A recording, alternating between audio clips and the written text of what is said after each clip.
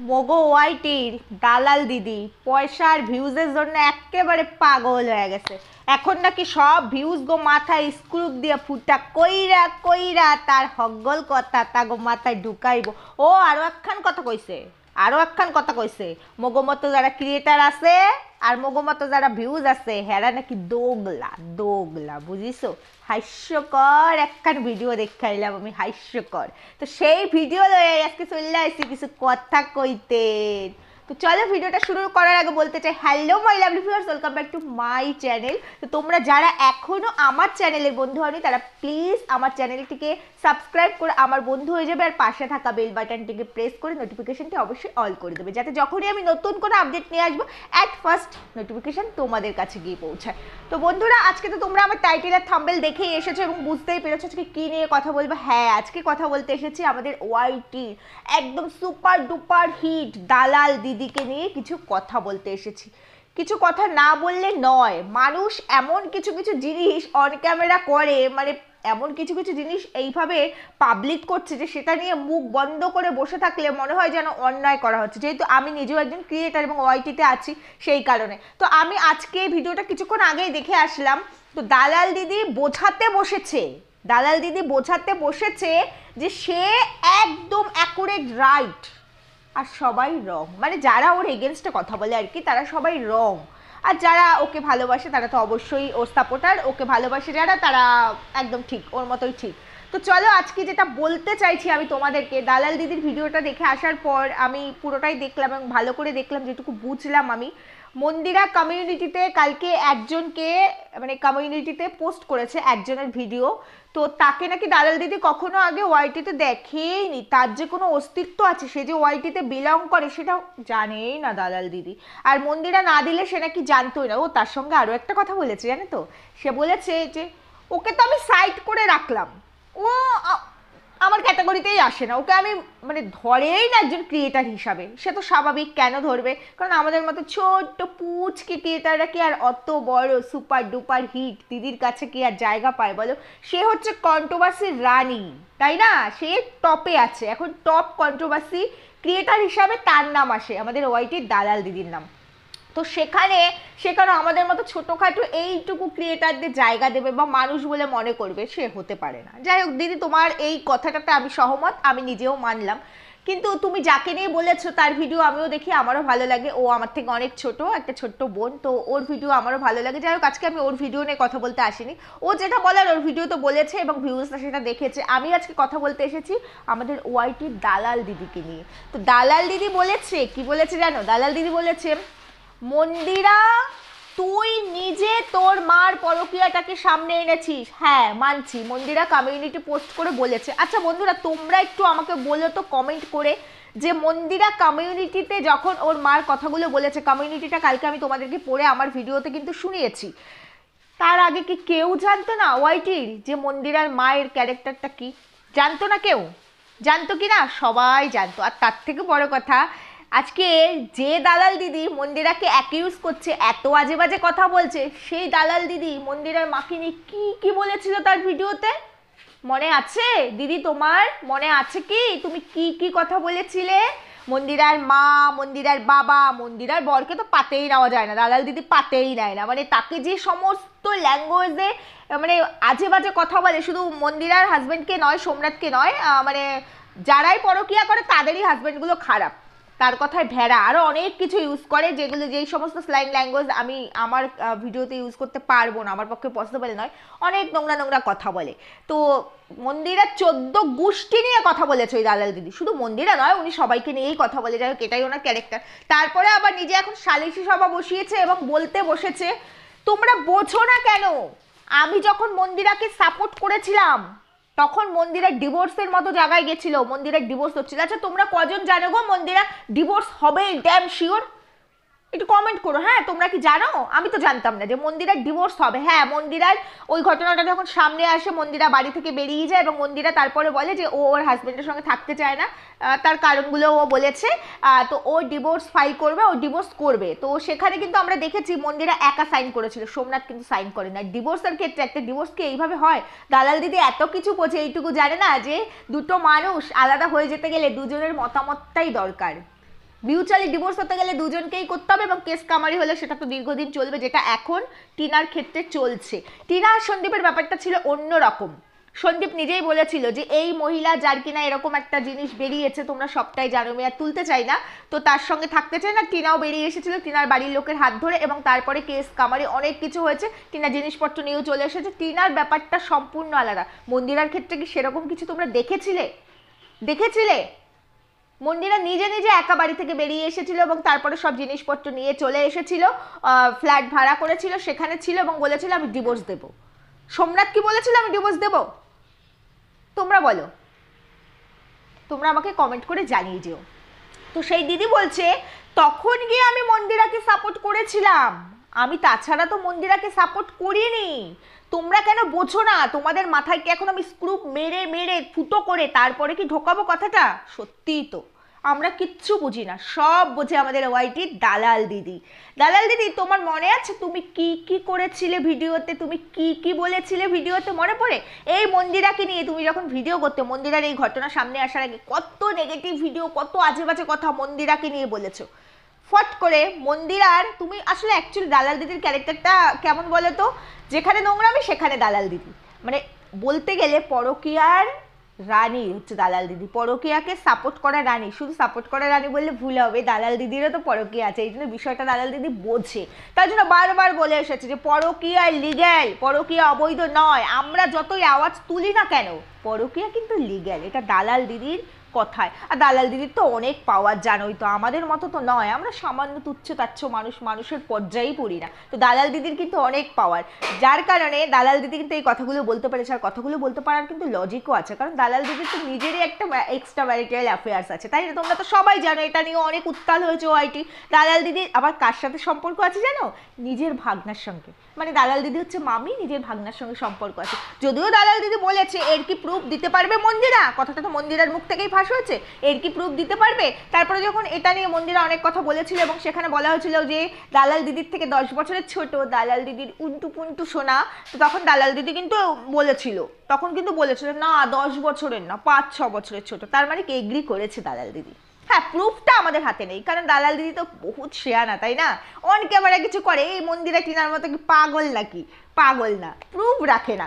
যাই হোক, তো দালাল দিদি আজকে বলছে তার ভিডিওতে যে মন্দিরাকে, মানে মন্দিরা কতটা নোংরা, মন্দিরা কতটা বাজে, সেটা তো আমরা দালাল দিদির ভিডিওতে রোজই দেখতে পাই, সেটা বলে।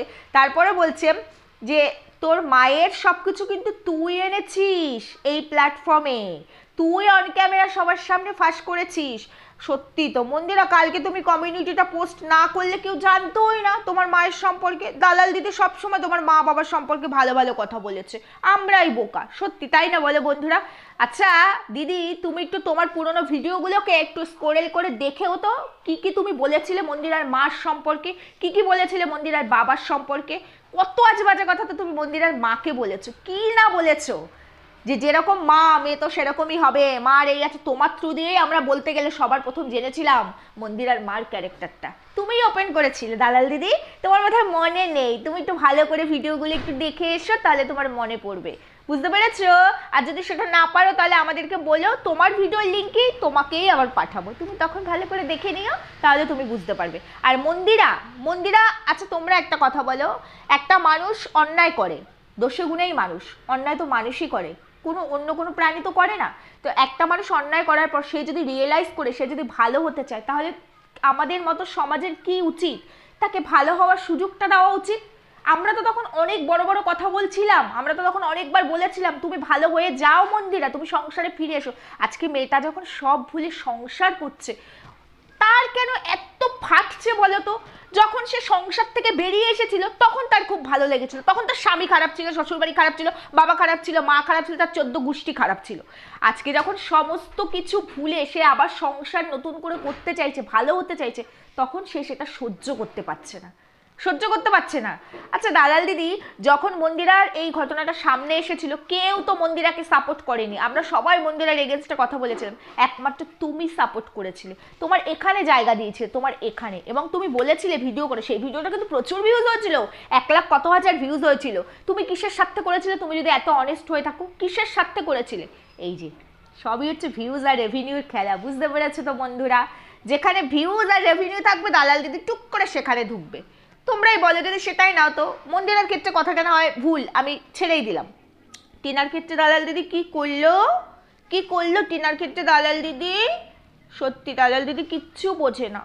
টিনা কি কোনো অন্যায় করেছে নাকি? এগুলোকে অন্যায় বলে না, পরকীয়াটা কোনো অন্যায় হতেই পারে না। সমস্ত ন্যায় শুধু দালাল দিদির কাছে আছে। তার ডিকশনারিতে সমস্ত পরকীয়াগুলোই হচ্ছে ন্যায়, কারণ সে তো নিজেই ওই জায়গায় ইন্টু পিন্টুতে লিপ্ত, তাই না? তাহলে সে আর কি করে জাস্টিস দেবে বলো? আজকে এত বড় বড় কথা বলছো তুমি, মন্দিরার মার সমস্ত কিছু। মন্দিরা কালকে একটা কমিউনিটি দিল, তাতেই সব কিছু ফাঁস হলো।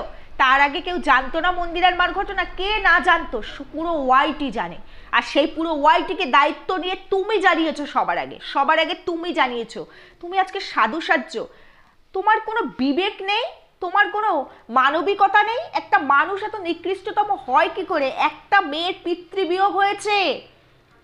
আজকে মানুষ যত নিকৃষ্টতম হোক না কেন, একটা মানুষ যদি সেলেও থাকে, সে যদি জেল কাস্টাডিতেও থাকে, তাও যদি তার বাড়িতে তার বাবা মা মারা যায়, জেল থেকে পারমিশন দেওয়া হয় তাকে যে সেই শ্মশানে যাওয়ার জন্য, এই কনসিডারটুকু সরকারও করে। তুমি কে? সাধারণ মানুষ একজন। তুমি একটা মেয়ের বাবা মারা গেছে, তুমি সেখানে কি কি ভিডিও দিচ্ছ বলো তো? তুমি তোমার টাইটেলগুলো কি? তুমি ভিডিওর মধ্যে মানুষকে কি শিক্ষা দিচ্ছ? কি শিক্ষা দিচ্ছ? তুমি নাকি তোমার যুক্তির সঙ্গে নাকি কেউ পারবে না, এই তোমার যুক্তি?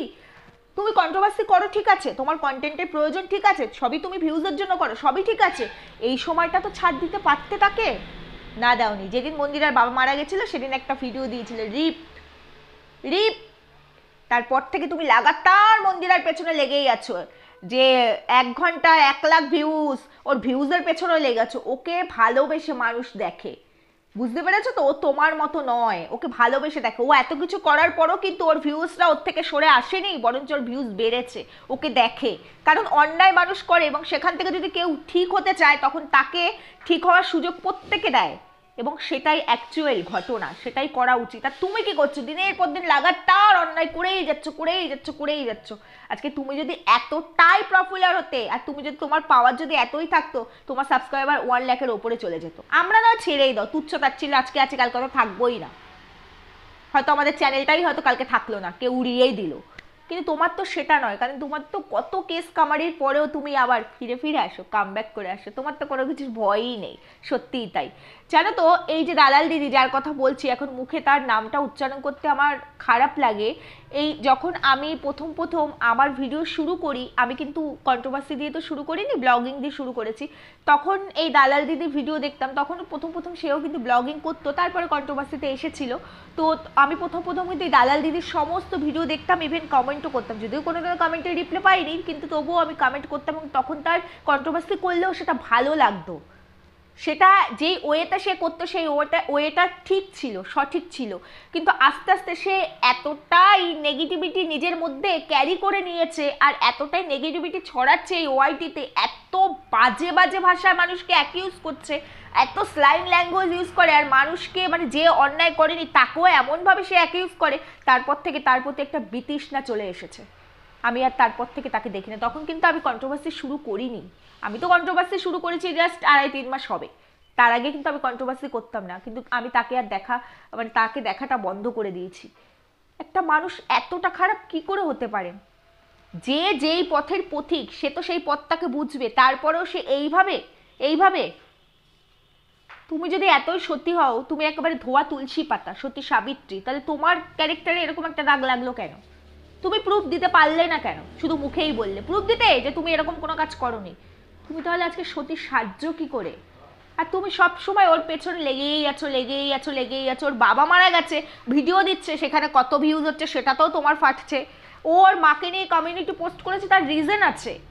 ভিউয়ার্সরা ওকে অনেকবার বলেছে, ওকে প্রশ্ন করেছে তুমি তোমার মাকে নিয়ে কাজ করো। ওর মা কি সেরকম কাজ করার মতো কোনো কাজ করেছে? ওর মা কি করেছে?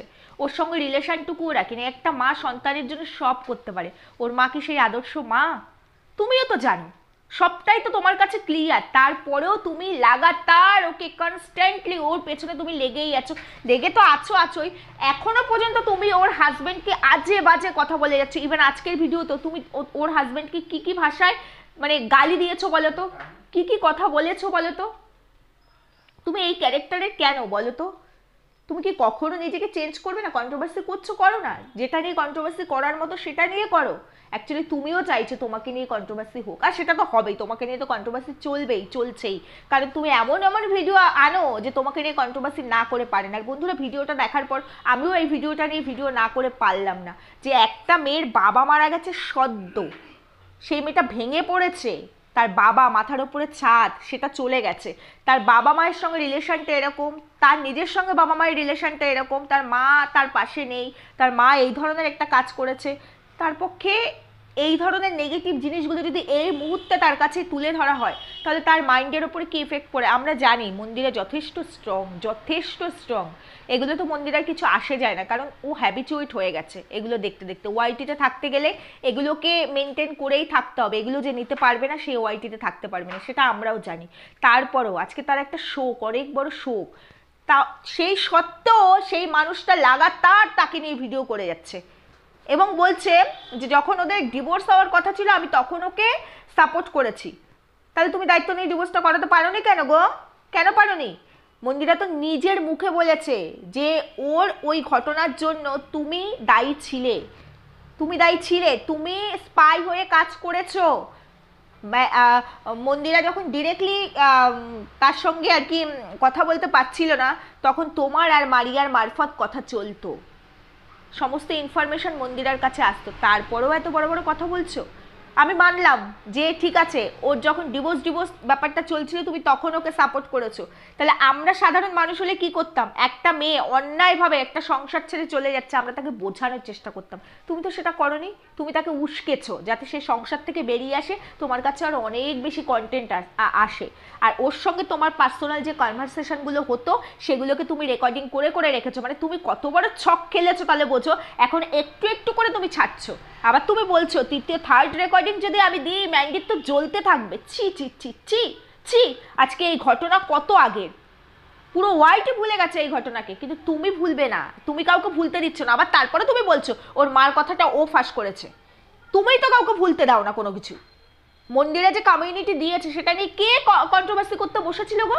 একমাত্র তুমি বসেছো, তুমি বসেছো কন্ট্রোভার্সি করতে, কারণ তুমি কাউকে ভুলতে দিচ্ছই না ঘটনাগুলো। তুমি একটা মেয়ে, ঠিকই বলেছে, একটা মেয়ের সংসারকে তুমি নষ্ট করছো, ধ্বংস করছো, এটার মানে কন্ট্রোভার্সি নয়, এটাকে কন্ট্রোভার্সি করা বলে না, এটাকে আবার ইন্টেনশনালি কারো সংসারে ঢুকে তার সংসারটা নষ্ট করা। যেমন মন্দিরার মা আর বাবার সেকেন্ড বার যখন সংসার করতে চেয়েছিল ওই ঝাঁপিয়া নিজে থেকে দায়িত্ব নিয়ে সংসারটাকে নষ্ট করেছে, ঠিক তুমিও দায়িত্ব নিয়েছো, কিন্তু তুমি পারছো না, কারণ সোমনাথ যথেষ্ট ভালো ছেলে, সে তোমার ক্যারেক্টারটা খুব ভালো করে জানে। তাই সোমনাথ, তুমি যত চেষ্টাই করো সোমনাথ মন্দিরার পাশ থেকে কোনোদিনও সরে দাঁড়াবে না। আর আমরা আমাদের কথা আবার কি বলছে জানো দালাল দিদি, আমাদের মতো ক্রিয়েটারদের বলছে যে আমরা হচ্ছে গিয়ে আজকে যাকে নিয়ে ভালো বলবো কালকে তাকে নিয়ে খারাপ বলবো, কিন্তু দালাল দিদি সেসব করে না। দালাল দিদি যাকে নিয়ে ভালো বলে তাকে নিয়ে ভালোই বলে, তাকে নিয়ে খারাপ বলেই না, আর যাকে নিয়ে খারাপ বলে তাকে নিয়ে খারাপ বলে। মন্দিরাকে নিয়ে দালাল দিদি কোনোদিনও ভালো কথা বলেনি, বলেছিল? তোমরা দেখেছো বন্ধুরা? যদি না দেখে থাকো দালাল দিদির ভিডিওগুলো দেখে নিও, নিশ্চয়ই তোমরা বুঝতে পেরেছো দালাল দিদি বলতে আমি কাকে বলেছি, তোমরা দেখে নিও। সে কখনো এরকম করে না, আজকে যাকে নিয়ে ভালো বলে কালকে তাকে নিয়ে খারাপ বলেই না, কোনো দিনও বলে না। এত স্বার্থ তোমার, এত লোভ তোমার পয়সার, পয়সা তো তুমি অন্য ভিডিও করে অন্যভাবে ভিডিও করেও ইনকাম করতে পারো, পয়সা ইনকাম করতে তো কেউ বারণ করেনি। এখানে সবাই এসেছে, এই প্ল্যাটফর্মে সবাই এসেছে আর্নিংয়ের জন্যই। করো না আর্নিং, যত ইচ্ছা আর্নিং করো, আর্নিং নিয়ে কারো কোনো দ্বিমত নেই, কেউ কিচ্ছু বলবে না, কিন্তু এইভাবে একটা মেয়ের পেছনে কনস্ট্যান্টলি লেগে থেকে তুমি তার এত বড় সর্বনাশ করো না। আজকে টিনাকে নিয়ে কিন্তু দালাল দিদি কোনো নেগেটিভ ভিডিও করে না, কেন জানো? কারণ টিনা তো দ্বিতীয়বার সংসারে ফিরে যাচ্ছে না। টিনা যদি সংসারে ফিরে যেত তাহলে দেখতে দালাল দিদি ফোঁস করে উঠত, কারণ ও সহ্যই করতে পারে না কেউ সংসার করুক সুস্থভাবে, ও সেটা সহ্যই করতে পারে না। কি বলবো বলো, ভিডিওটা দেখে আমার মানে সত্যি হাসি পাচ্ছিল, তার কথাগুলো শুনে সত্যি হাসি পাচ্ছিল। আবার স্ক্রুপ দিয়ে ফুটো করে করে সবার মাথায় ঢোকাবে যে সে কখন সাপোর্ট করেছে। তোমার সাপোর্ট, তোমার সাপোর্ট, তুমি হচ্ছে চোরকে বলে চুরি কর আর গৃহস্থকে বলে সজাগ থাক, ও কিন্তু চুরি করতে আসছে, তুমি হচ্ছে সেই ক্যারেক্টারের, তুমি সেই ক্যারেক্টারে, তাহলে অন্যকে তুমি তোমার পাশে জায়গা দেবে কি করে? তুমি অন্যকে উঠতে দিতে চাও না তো, কেন উঠবে? আর তোমার এগেনস্টে কথা বললেই তো তুমি ফোঁস করে উঠবে। তোমার এগেনস্টে নয়, তোমার হয়ে কথা বলতে হবে, তোমার সমস্ত অন্যায়গুলোকে মেনে নিতে হবে। পুরো ওয়ার্ল্ডটি তোমার এগেনস্টে, কিন্তু তুমি একা সতী, সব পুরো ওয়াইটাই হচ্ছে ভুল, তুমি একা ঠিক। বুঝতে পেরেছো তুমি কাকে নিয়ে কি কি না বলেছো। ইভেন যে কণিকা, যে কন্ট্রোভার্সির মতো জায়গায় আসেই না, তার সম্পর্কে, তার ক্যারেক্টার সম্পর্কেও তুমি অনেক নোংরা নোংরা কথা বলেছো, প্রিয়াকে নিয়েও অনেক নোংরা নোংরা কথা বলেছো। এটাই হচ্ছে তোমার ক্যারেক্টার, এভাবে চলতে পারে না। দেখো কতদিন তুমি চলতে পারো এইভাবে, যদি চলতে পারো ভালো। তবে একটা রিকোয়েস্টই তোমার কাছে আমি করতে চাই হাত জোর করে, যে একটা মেয়ের পিতৃবিয়োগ হয়েছে, এই সময় অন্তত তাকে ছাড় দাও। এই সময়টুকু যাক, একটা মাস যাক, তারপরে তুমি আবার তোমার ফর্মে ফিরে এসো। এই সময়টুকু তুমি বাদ দাও। আমি একজন সাধারণ নাগরিক হিসেবে, একজন ক্রিয়েটার হিসাবে নয়, সাধারণ একজন ভিউজ হিসাবে তোমার কাছে আমার এইটুকু রিকোয়েস্ট থাকলো। আর কি বলবো, আশা করি বন্ধুরা তোমরা ভিডিওটা বুঝতে পেরেছো। আর আমার কথাগুলোর সঙ্গে যদি তোমরা সহমত হয়, কমেন্ট করতে কিন্তু ভুলবে না। যদি তোমাদের আমার ভিডিওটা ভালো লাগে, আর আমি কি প্রত্যেকটা কথা ভুল বললাম না ঠিক বললাম, তোমরা প্লিজ কমেন্ট করে জানিও। আর কি বলবো, সবাই সুস্থ থেকো, ভালো থেকো, দেখা হবে একটা নতুন ভিডিওর সঙ্গে। আজকে এখানেই রাখছি, টাটা।